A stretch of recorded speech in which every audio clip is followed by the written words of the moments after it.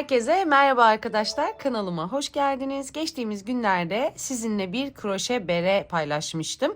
Bunun tarifini çok istediniz. Ben de hemen sizlerle paylaşmak istedim.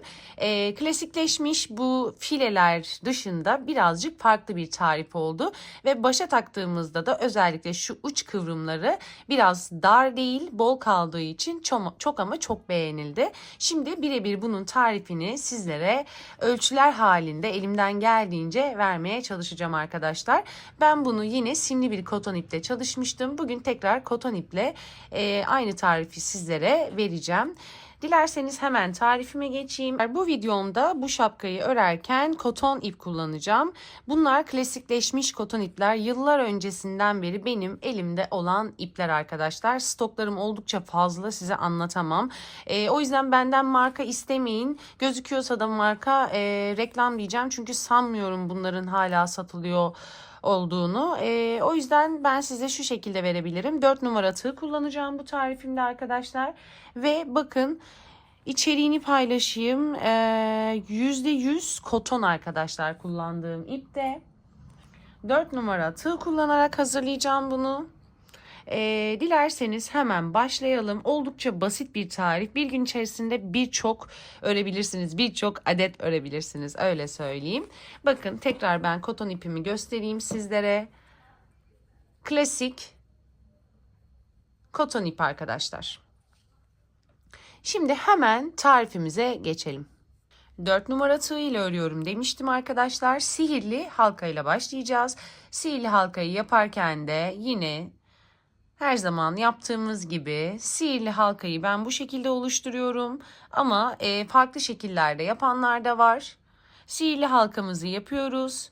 1, 2 zincir çekiyoruz arkadaşlar. Bu 2 zinciri saymıyorum. Bu benim başlangıç zincirim olacak. Kapama yerlerim kötü gözükmesin diye bunu saymayalım. Toplamda sihirli halkanın içerisine 14 tane ikili trabzan yapmamız gerekiyor. İlmeğimi tığımın üzerine aldım. Sihirli halkanın içerisine battım. Birinci ikili trabzanım, tekrar doladım.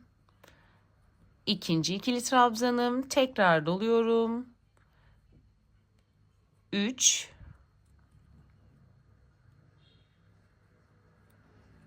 4, 5,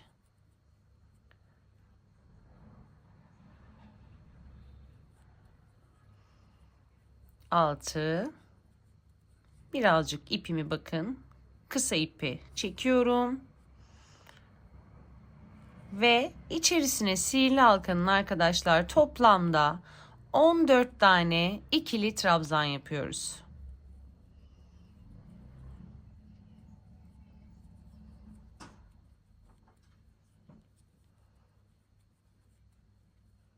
Kısa ipimi sıkıyorum. Hemen bir sayalım. 1, 2, 3, 4, 5, 6, 7, 8, 9, 10, 11, 12, 13 ve 14. Evet, 14 tane ikili trabzanı yaptıktan sonra bu kısa kalan ipi sıkabildiğimiz kadar sıkalım arkadaşlar. Şimdi bakın burada boşluk gözükmesin diye başlangıçta 2 zincir çekmiştim. Bu 2 zinciri hiçbir şekilde saymıyoruz. Bu ilk yaptığımız bakın ikili trabzanın hemen tepe noktasına batıyorum. Kısa ipi arkada yürüteceğim ben arkadaşlar. Siz dilerseniz iğne yardımıyla içeriye saklayabilirsiniz. İlmek çıkardım. Kaydırmayı yaptıktan sonra arkadaşlar bir zincir çekiyorum. Bakın kısa ipi arkada yürüteceğim ben şimdi. Siz dilerseniz dediğim gibi iğne yardımıyla aralardan gizleyebilirsiniz. Şimdi arkadaşlar bu noktada bir zincir çekmiştim. 2, 3 ve 4. Toplamda 4 zincir çekiyorum. 3 tanesi ilk ikili trabzanım sayılacak. Bir tanesi de ara boşluk zinciri arkadaşlar. İpimi doluyorum. Bakın Hemen dibindeki, yani sırasıyla 14 tane ikili trabzan vardı. 14'ünün de hepsine ikili trabzan yapıyorum. Aralarda bir zincir olacak arkadaşlar. Bir zincir çektim. Yanındaki ikili trabzana battım. Tepesine ikili trabzan yaptım. Bir zincir çektim. Hemen yanındaki ikili trabzanın tepesine batıp ikili trabzan yaptım. Bir zincir çektim. İkili trabzan, bir zincir. İkili trabzan, bir zincir. İkili trabzan, bir zincir. İkili trabzan, bir zincir şeklinde sıra sonuna kadar devam ediyoruz.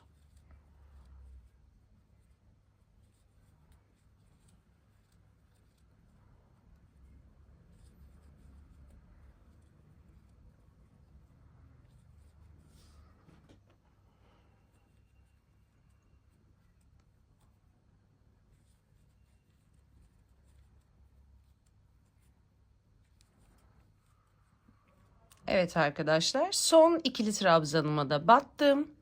Bir zincir çekiyorum. Bakın hemen buradaki bir zincir değil, 1, 2, 3. Üçüncü zincirin içerisine tam ortasına batıyorum. İlmek çıkartıp diğer ilmeğimden kaydırıyorum. Bu noktada arkadaşlar 1, 2, 3 zincir çekiyorum. Bu benim ilk ikili trabzanım sayılacak. Şimdi bu bir zincirlik boşlukların içerisine bakın 3 zincir çektim. Bir zincirlik boşlukların içerisine batıp ikili trabzan yapıyorum. Boşluğun içerisine battım, bir tane yaptım. İpimi doladım. Boşluğun içerisine battım, ikinciyi yaptım. İkili trabzanın tepe noktasına batıyorum. İkili trabzan yapıyorum. Doluyorum. Boşluğun içerisine battım. Bir, aynı yere boşluğun içerisine ikinci ikili trabzanı yaptım. Hemen yanındaki ikili trabzanın tepe noktasına boşluğa 2 tane, ikili trabzanın tepe noktasına boşluğa 2 tane, ikili trabzanın tepe noktasına. Bu şekilde arkadaşlar bir zincirlik boşluklara 2 tane ikili trabzan ve ikili trabzanın tepe noktasına bir tane ikili trabzan yaparak sıra sonuna kadar devam ediyoruz.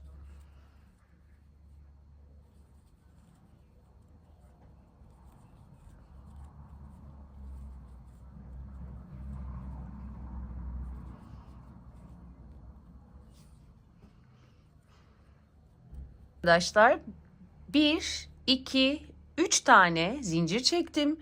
Bu 3 zincir benim ilk ikili trabzanım sayılacaktı. Şimdi ara boşluklarımız 1, 2 zincir şeklinde olacak. 2 zincir, yani toplamda 5 tane zincir çekiyorum.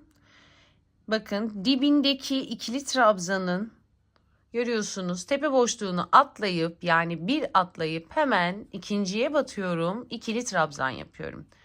2 zincir çekiyorum. Bir atlıyorum, ikinciye batıyorum. Yani aynı aşağıdaki şuradaki arttırma mantığı, sadece bu sırada bir zincir yerine 2 zincir çekiyoruz arkadaşlar. Ve bu şekilde sıranın sonuna kadar devam ediyoruz. 2 zincir doladım. Bir atlıyorum, ikincisine batıp ikili trabzan yapıyorum. 2 zincir çekiyorum, bir atlayıp ikinciye batıp ikili trabzan. 2 zincir, bir atladım, ikinciye battım, ikili trabzan.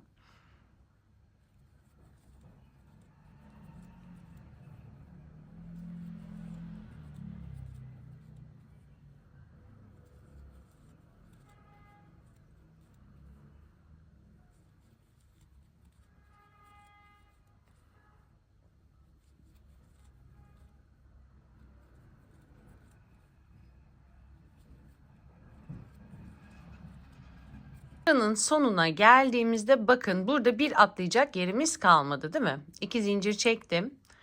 Bu noktada yine bakın bir atlayıp sonuncuya batıyoruz arkadaşlar. Bakın bu şekilde. Bir atlayıp sonuncuya batıyoruz. Yine 2 zincir çektim. 1, 2, 3. Üçüncü zincirin tam ortasına. Bakın yapabiliyorsanız şöyle yapın. Ben bunu yapamazsınız diye hiç göstermedim. Yapabiliyorsanız arkadaşlar direkt 3. zincirin ortasından batmak yerine önce tek kanadına, daha sonra tığınızı birazcık ters çevirin ve sonra arka kanadına şu şekilde ilmek çıkartıp kaydırma yaparsanız bakın daha düzgün gözüküyor. Yapabiliyorsanız bunu yapın. Dilerseniz ben bundan sonraki sıralarda bu şekilde göstereyim sizlere. Şimdi arkadaşlar 1, 2, 3 zincir çekiyorum. İpimi doluyorum. Yine aynı mantıkla 2 zincir çekmiş olduğumuz noktalara içine batıp 1, doladım, içine battım, 2. 2 tane ikili trabzan yapıyoruz. Doluyorum. Tepe noktasına batıyorum trabzanın. Doluyorum. 2 zincirlik boşluğun içerisine batıp 2 tane ikili trabzan yapıyorum. Doladım. Tepe noktasına battım. Doladım. 2 zincirlik boşluğun içerisine battım.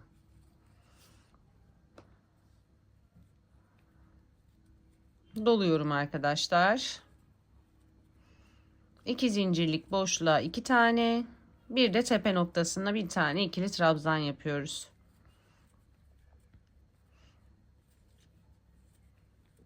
Bu sırayı da bu şekilde tamamlayalım. Sıranın sonuna geldim arkadaşlar. Hemen şurada kaydırmamızı yapalım. Kaydırmayı bakın böyle yapacağım. Önce tek kanada batın. Daha sonra tığınızı yan çevirin ve arka kanada batın. Biraz zor olabiliyor ama önden baktığınızda yani örgünüze kaydırma noktası çizgi şeklinde gözükmüyor ve daha muntazam oluyor. Bakın zincir çevresine. Bunlar diğer kaydırdığımız yöntemlerde. Bir de buna bakın, aynı ikili trabzan yapmışız gibi. Evet, şimdi tekrar 1, 2, 3, 4, 5 zincir çekiyorum arkadaşlar. İpimi doluyorum. Buradaki mantığın aynısını buraya da yapıyorum. Bakın bir atlayacağım. İkincisine ikili trabzan yapacağım. Aynı bir önceki sıradaki gibi. 2 zincir çekeceğim. Bir atlayacağım. Yanındakine batıp ikili trabzan yapıyorum. 2 zincir. Bir atladım yanındaki. İkili trabzan. 2 zincir. Bir atladım yanındaki. İkili trabzan. Yani bir önceki sırada burada yapmış olduğumuzun aynısını yapıyoruz arkadaşlar. 2 zincir, bir boşluk bırakıyoruz, ikili trabzan. 2 zincir, bir boşluk bırakıyoruz, ikili trabzan şeklinde sıranın sonuna kadar devam ediyoruz. Sıranın sonuna geldim. Yine bakın aşağıdaki gibi burada 2 tane ikili trabzanım kaldı. 2 zincirimi çektim, ipimi doladım. Yine bir atlayıp arkadaşlar bu yanındakine batacağım. 2 zincir çekeceğim. Yine burada sayalım 1, 2, 3. Üçüncü zincirin içerisine batıp ilmek çıkartıyorum. Ve diğer ilmeğimden geçiriyorum arkadaşlar. Şimdi tabanımızı oturttuk. Normalde yetişkin bedeni arkadaşlar 14 veya 15 santim olması gerekiyor. 15 santim standarttır ama bunu daha da geniş yap. Hatta bakın benimki biraz ipime göre değişti. 15,5 oldu. 15,5'la devam edeceğim. Daha büyütmeyeceğim ama atıyorum siz daha ince bir ip kullandınız. Burada artırmayı aynı buradaki gibi yapmanız lazım. Nasıl yapabilirsiniz? Çok da geniş olmasını istemiyorsanız burada yine 2 zincirlik boşluklara 2-2 batıyorduk biliyorsunuz. Burada yine atıyorum buraya 2 battınız. Buraya 3 batacaksınız. 2, 2, 3, 2, 2, 3. Bu şekilde artırmalarınızı göz kararı yapıp ideal santim ölçüsüne getirebilirsiniz. Ben şimdi bu santim ölçüsünden devam edeceğim. Çünkü benim için 15 santim yeterli. Çünkü maksimum zaten bence yetişkin için bu tam tepede duracağı için arkadaşlar. Benim için 15 yeterli ama çok büyük baş çevresi ya da saçları gür olan bir bayan için 16 santim yapabilirsiniz bunu. Şimdi Hemen arkadaşlar devam edelim. Bir zincir çekmiştim. 2, 3. Toplamda 3 zincir çektim. Bu benim ilk ikili trabzanım sayılacak. Şimdi bir zincirde ara boşluk için çekiyorum arkadaşlar. İpimi doluyorum. Hemen bakın. 2 zincirlik boşluğu atlıyorum. Trabzanın tepesine batıyorum. Ve buraya bir ikili trabzan yaptım. Bir zincir çektim. İpimi doladım. Aynı trabzanın boşluğuna, aynı noktaya bir tane daha ikili trabzan yapıyorum ve bir zincir çekiyorum arkadaşlar. İpimi doladım. Yanındaki ikili trabzanın tepesine battım. İkili trabzan yaptım. Bir zincir çektim. İpimi doladım. Yanındaki ikili trabzan boşluğuna bir tane ikili trabzan, bir zincir, aynı boşluğun içerisine tekrar bir tane daha ikili trabzan yapıyoruz. Şimdi bu sırada mantık böyle olacak arkadaşlar. Bir zincir, yandaki trabzana atlıyorum. İkili trabzan yapıyorum. Bir zincir, yandaki trabzana atlayıp bu trabzanın içerisine bir tane ikili trabzan, bir zincir, aynı noktanın içerisine bir tane daha ikili trabzan yapıyoruz. Bir zincir, trabzanın tepesine ikili trabzan, bir zincir, yanındaki trabzanın tepesine ikili trabzan, bir zincir, aynı noktaya ikili trabzan. Bu şekilde arkadaşlar sıranın sonuna kadar devam edeceğiz. Sıranın sonunda buluşalım.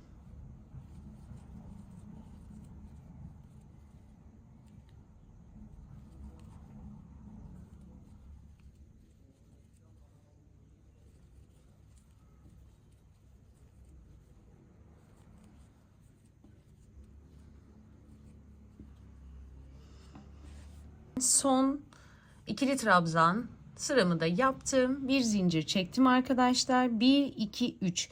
Üçüncü trabzanın içerisine batıyorum. Ve bir kaydırma yapıyorum. Şimdi burada zincir çekmedim. Bir zincirlik boşluklarımız vardı. Bu boşluğun içerisine batıyorum. İlmek kaydırıyorum. Daha sonra arkadaşlar ilk trabzanın tepesine batıyorum. İlmek kaydırıyorum. Bir zincirlik boşluğa geldim. İlmeğimi kaydırdım. Şu an bir zincirlik boşluğun içerisindeyim. 1, 2, 3 zincir çektim. İpimi doladım. Aynı boşluğun içerisine ikinci ikili trabzanımı yaptım. Bir zincir çektim. İpimi doladım. Aynı boşluğun içerisine ikili trabzan. Aynı boşluğun içine ikinci ikili trabzanı yapıyorum. Yani 2 tane ikili trabzan, bir zincir, 2 tane ikili trabzan olarak devam ediyoruz. Şimdi arkadaşlar aralarda bir zincirlik boşluklar devam ediyor. Bir zincir çektim, ipimi doladım. Yandaki 2 modelli bir zincirlik boşluğa geliyorum bakın. Buradaki ikili trabzanı atlıyoruz. Bu boşluğun içerisine aynı başta yaptığımızı 1, 2, bir zincir, aynı boşluğun içerisine bir, aynı boşluğun içerisine ikinci ikili trabzanımı yaptım. Ben biraz takıntılıyım arkadaşlar. Şu ilk trabzanım kötü gözüktü. Tekrar yapıyorum. Boşluğun içerisine bir, iki, bir zincir, bir ve iki. Bir zincir çekiyorum. Hemen yandaki burada bakın 2 tane trabzan, bir boşluk. Boşluğun içine batıp 1, 2, bir zincir, 1 ve 2. Bir zincir. Yandaki boşluğa atlıyorum.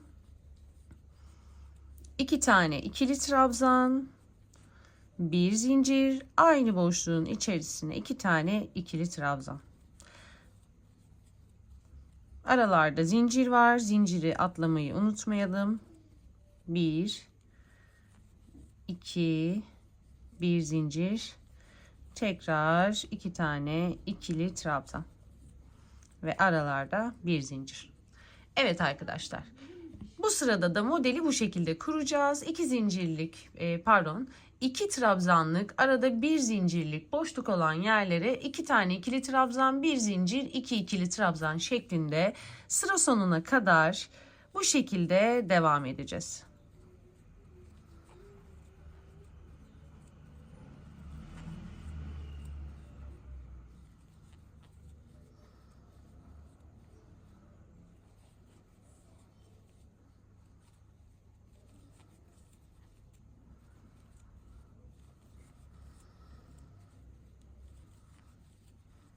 Sıranın sonuna geldim. Bir zincir çektim arkadaşlar. Bakın buradaki 3 zincirlik noktaya 1, 2, 3. Batıyorum üçüncünün içerisine. İlmek kaydırma yapıyorum. Bekliyorum. İkinciye de batıyorum. İlmek kaydırma yapıyorum. Ve bir zincirlik boşluğa batıp ilmek kaydırma yapıyorum. 1, 2, 3, 4, 5 tane zincir çekiyorum. Şimdi arkadaşlar bu sıra bitti. Bu sırayı aynen bu şekilde alıp tekrar alta oturtturacağız. Burada ne yapmıştık biz? Bir tane ikili trabzan, 2 zincir, bir tane ikili trabzan, 2 zincir. Şimdi bu sırada da burayı alıp buraya koyuyoruz demiştim. Bir tane ikili trabzan, bir zincir. 5 zincir çektim. 3 tanesi benim ilk ikili trabzanım ve araya da 2 zincir çekmiş olduğum ipimi doladım. Hemen bir zincirlik boşluğa ikili trabzan yapıyorum. 2 zincir çekiyorum. Bir zincirlik bakın boşluğa ikili trabzan yapıyorum. 2 zincir çektim. Bir zincirlik boşluğa ikili trabzan. Yani yukarıdakinin aynısını burada arkadaşlar bir zincirlik boşluklara yapıyoruz. 2 tane zincir çekiyorum. Bir zincirlik boşluk. 2 zincir, bir zincirlik boşluk. 2 zincir, bir zincirlik boşluk. Bu şekilde sıranın sonuna kadar devam edeceğiz. Sonra şu sırayı yapacağız arkadaşlar. Bu sıra bitiyor. Sonra bu sırayı yapıyoruz. Şimdi bakın yapmaya başladık. Buradaki bir zincirlik boşluklara battık. Sıranın sonunda buluşalım. Şimdi son boşluğa da ikili trabzanımı yaptım. Bir zincir çekiyorum. 3 zincirlik 1, 2, 3 yere geldim. Üçüncüsünün içerisine hemen batıyorum. İlmek kaydırma yapıyorum. Şimdi arkadaşlar bu sırayı buraya yapıyoruz demiştim. 1, 2, 3, 4 tane zincir çekiyorum. İpimi doladım arkadaşlar. Hemen yanındakine batıp bir zincir aynı noktaya ikinci ikili trabzanı yapıyorum. Bir zincir ipimi doladım. Yanındaki ikili trabzanın tepesine bir tane ikili trabzan, bir zincir, yanındakine bir zincir aynı noktaya ikinci ikili trabzanı yapıyoruz arkadaşlar. Yani aşağıdaki bakın hiçbir şey değişmiyor. Buradaki modelin aynısını buraya yapıyorum.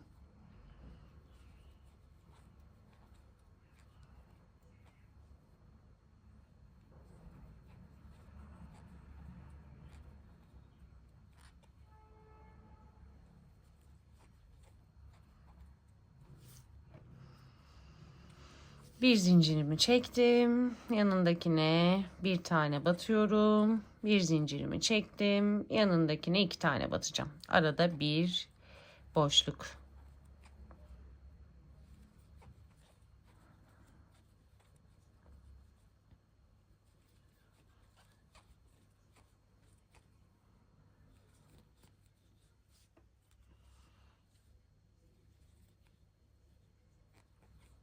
Koton iplerinde böyle tel tel olduğu için Sıkıntısı arkadaşlar sürekli bakın şu şekilde olduğu için tığa takılması. Hiç sevmiyorum ama yapacak bir şey yok. Bir zincir, aynı boşluğa batıyorum. İkinci ikili trabzan. Evet arkadaşlar, şimdi bu motifi de hemen bu sıraya oturtalım. Bir sonraki sırada buluşalım. Sıranın sonuna geldim. Kaydırmamı yaptım. Şimdi geldik bu sırayı, yani şu 3. modelli sırayı buraya ekleyeceğiz. Sırasıyla ekliyoruz. Yani ne demiştim? 3'ü alıyoruz, 3'ü koyuyoruz. 2'yi koyduk, şimdi 3.'yü koyuyoruz. 3.'de ne yapıyorduk arkadaşlar? Kaydırmamı yaptım 3. zincire. Bir zincirlik boşluğa batıp bir kaydırma daha yapıyordum. İlk ikili trabzanın tepesine batıp bir kaydırma daha yapıyorduk ve bir zincirlik boşluğa batıp bir kaydırma yapıyoruz. 1, 2 ve 3 tane zincir çekiyorum. İpimi doluyorum. Aynı zincir boşluğunun içerisine ikinci ikili trabzanı yapıyorum. Bir zincir çekiyorum. Aynı zincir boşluğunun içerisine 2 tane daha ikili trabzan yapıyorum. Bir zincir çekiyorduk. Yandaki bu üçgene atlayıp bu boşluğun içerisine aynısını yapıyoruz. Bir, aynı boşluğa 2 tane ikili trabzan, bir zincir, aynı boşluğun içerisine bir ve 2 tane ikili trabzan daha yapıyoruz. Bir zincir çektim, ipimi doladım.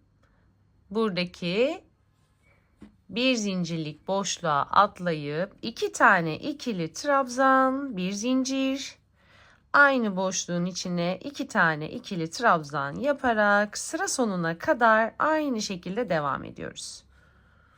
Evet, bu sırayı da bitirdim. Şimdi burada bir zincir çektikten sonra birleştirmemizi nasıl yapıyorduk? 3. zincirin ortasına batıp ilmek kaydırma yapıyorduk. Daha sonra ikinci ikili trabzanın tepe noktasına batıp tekrar ilmek kaydırma yapıyorduk ve bir zincirlik boşluğa batıp ilmek çıkartıp buradan da bir ilmek kaydırıyorduk. Şimdi geldik yine aynı noktaya. Yani birinci 3 sıramız bitti. İkinci 3 sırayı yaptık. Şimdi de üçüncü 3 sırayı yapacağız arkadaşlar. Birinci, ikinci ve üçüncüyü yapacağız. Yalnız üçüncüde şöyle söyleyeyim, ipin inceliğine ve kalınlığına dikkat etmek lazım. Bu daha ince bir ipti. Bu daha kalın bir ip arkadaşlar. Şimdi bunu yaparken şöyle başlayalım. Bu motifi ipiniz ince ise üçüncüyü şöyle göstereyim. Bakın 2 tane model yaptık. Elimi koyayım hemen şuraya. Birinci sıra ve ikinci aynı model sırası. Şimdi aynı şekilde üçüncüyü de buraya oturtalım arkadaşlar. Ama sizin için çok uzun olduysa hemen bu sırayı sökün derim. Şimdi hiç videoyu çok uzatmayacağım arkadaşlar. Aynı sırayı, yani bu üçlü sırayı buraya yapıyoruz. Kaydırmayı yaptık. 1, 2, 3, 4, 5 zincir çektim. Bir zincirlik boşluğa ikili trabzan yaptım. 2 zincir çektim. Bir zincirlik boşluğa ikili trabzan yapalım. Bir zincirlik boşluk. Aynı şekilde oturtuyoruz modeli. Farklı hiçbir şey yapmayacağız. Şimdi bu üçlü sırayı buraya da ekleyelim ve videonun sonunda buluşalım arkadaşlar. Şimdi arkadaşlar ben bakın 1 ve 2. sırayı yaptım. Bu 2 sıra benim için yeterli oldu ama eğer baş çevrenize takın, sizin için yeterli değilse hemen bu 3. sırayı da yaparsınız. Ama benim için yeterli oldu. Çünkü benim ipim biraz kalın arkadaşlar. Hemen size santim ölçüsü de vermek istiyorum. Zaten bu şapkalar çok yüksek, böyle kulağı kapatsın, yani kötü duruyor. Ama tabii ki gür saçlı ve baş çevresi geniş bayanlar için ölçü alarak yapmanız gerekmektedir. Şu anda tepe noktasından yapmış olduğum yere kadar 16 santim olmuş arkadaşlar. Şimdi artık son bu yelpaze modelini vermiş olduğum yeri göstereceğim sizlere. Bakın bu ince ip olduğu için buraya bu modeli de yapmıştım. Benim için yeterli olmuştu ama bunu eğer onu da yaparsam, yani şu 3. modeli de şu sırayı da yaparsam çok yüksek, yani çok uzun bir şapka olacak. Bu da çok hoşumuza gitmez. Şimdi hemen gelelim. Bakın ben kaydırmamı yaptım. Aynı yukarıda yapmış olduğum gibi. Tam bir zincirlik boşluğa kaydırmamı getirdim arkadaşlar ve bir zincir çektim bu noktada. Şimdi şöyle bir kısa not geçmek istiyorum. Ben buraya ince iple çalıştığım için arkadaşlar bakın 4 tane ikili trabzan, bir zincir, 4 tane ikili trabzan yaparak devam etmiştim. Ama bu ipim çok kalın arkadaşlar. Büzgülü büzgülü böyle kıvrım kıvrım dalgalı şekilde kalmasını istemediğim, görünmesini istemediğim için burada 2, 3 zincir çekiyorum. Bu benim birinci ikili trabzanım. Aynı noktaya ikinciyi yapıyorum. Aynı noktaya üçüncüyü yapıyorum. Bir zincir çekiyorum. Aynı noktaya arkadaşlar 1. Aynı noktaya 2. Ve aynı boşluğa 3. ikili trabzanımı yapıp bir zincir çekiyorum. 3 tane ikili trabzan, bir zincir, 3 tane ikili trabzan, bir zincir. Eğer siz biraz daha dalgalı, büzgülü olsun ya da daha ince bir iple yapıyorsanız benim diğer şapkamdaki gibi 4 tane trabzan, bir zincir, 4 trabzan şeklinde ayarlayabilirsiniz. Araya bir zincir çektim arkadaşlar. İlmeğimi alıyorum. Hemen buradaki bakın üçgen boşluğuna geliyorum. 1, 2, 3 tane ikili trabzan, bir zincir, aynı noktaya 1, 2 ve 3. 3 tane ikili trabzan. Bir zincir çekiyorum. Bakın bu şekilde oluşmaya başlıyor. Geldim diğer bakın bir zincirlik boşluğa. Aynısını yapıyorum arkadaşlar. 1, 2, 3 tane ikili trabzan, bir zincir, aynı noktanın içerisine 1, 2 ve 3. Aralarda bir zincir. Zaten emin olun 4 yapmasanız bile kıvrımlı oluyor. Şimdi bunu sıranın sonuna kadar devam ettirelim. Sıra sonunda buluşalım. Evet, son bölümü de yaptım. Şimdi bu noktada ipimi kesiyorum arkadaşlar. Benim baş çevreme göre bu yeterli oldu. Az önce söylediğim gibi sizin için yeterli değilse arkadaşlar muhakkak bu 3. sırayı da buraya ekleyip ondan sonra bu kısmı yaparsınız. Şimdi hemen buranın birleştirmesini yapacağım. Bu son noktada bir zincir çekmedim arkadaşlar. Direkt ipimi kestim. Şimdi oraya hemen bir zincir görüntüsü vereceğim. Bakın 3. zincirin tam içerisinden batıyorum.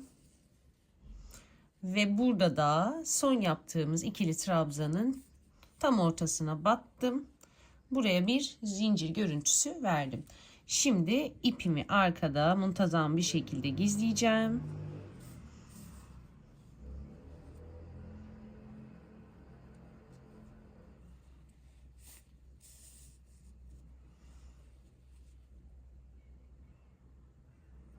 Bir düğüm atacağım arkadaşlar. Hemen şuraya atmam yeterli.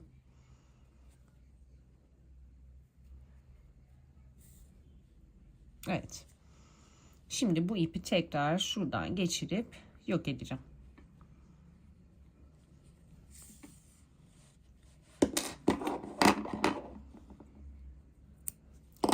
Şimdi hemen bir el ütüsü yapalım. Dediğim gibi ipim kalın olduğu için, kalın bir koton ip olduğu için ben buralara 3 battım ama ince ipte 4 batmıştım. Siz nasıl isterseniz ona göre ayarlayabilirsiniz. Hemen size total uzunluğu veriyorum arkadaşlar. tepe noktasından bitiş noktasına kadar toplamda 18 santimlik bir şapka oldu. Şimdi hemen başıma takıp bunu sizlere göstermek istiyorum. Biraz dağınığım. Şimdiden kusuruma bakmayın. Hemen boneti başıma takıp size bu şekilde göstermek istedim. Bakın. Toplam 18 santimlik benim yaptığım kulak memem gözüküyor arkadaşlar. Kulağımın hemen üzerinde. Ama dediğim gibi eğer siz diyorsanız benim baş çevrem daha geniş, saçlarım daha gür, büyük bir kalıba ihtiyacım var. Hemen bu 3. modeli yapacaksınız arkadaşlar. Ben yapmamıştım ve bu son sırayı da yaptıktan sonra bonetiniz bitti. Güle güle kullanın derim. Kroşe bonetim bu kadar. Tüm detaylarını sizlere anlattım. Farklı hiçbir işlem yoktur. Sadece diğerinden farkı burada bir eksik yaptım. Burada da bir ikili trabzan eksik yaptım. Onun dışında birebir aynı modeli sizlere tarif ettim. Umarım beğenmişsinizdir. Eğer videomu beğendiyseniz beğen butonuna basmayı ve bir de yorum yapmayı unutmazsanız beni çok mutlu edersiniz. Bir sonraki videoda görüşmek üzere. Şimdilik hoşça kalın.